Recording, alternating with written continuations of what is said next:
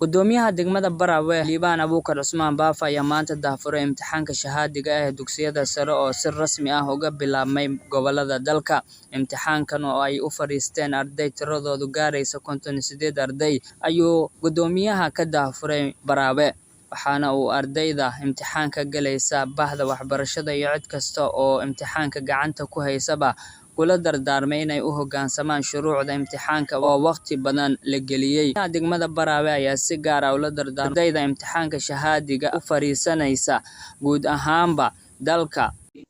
Bismillahirrahmanirrahiim.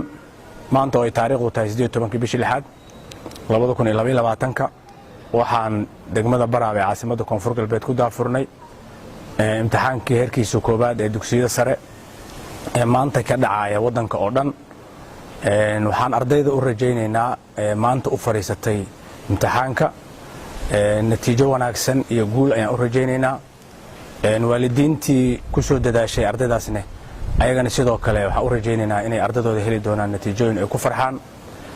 wasaaradaha kala ah wasaaradda waxbarashada ee dawladda federaalka iyo wasaaradda waxbarashada ee Koonfur Galbeed ayagana waxaan leenahay doorka ay ka qaadateen waxbarashada in heer degmo iyo meel kasta ay gaarto oo wadan kamid ah.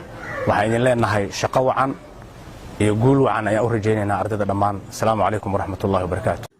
Maanta ayaa guud ahaan la daahfuray imtixaanaadka dugsiyada sare ee dowladda federaalka Soomaaliya, waxaana ka mid ahaa maamul goboleedyada Galmudug, Hirshabelle, Koonfur Galbeed iyo gobolka Banaadir marka laga reebo Puntland iyo Somaliland.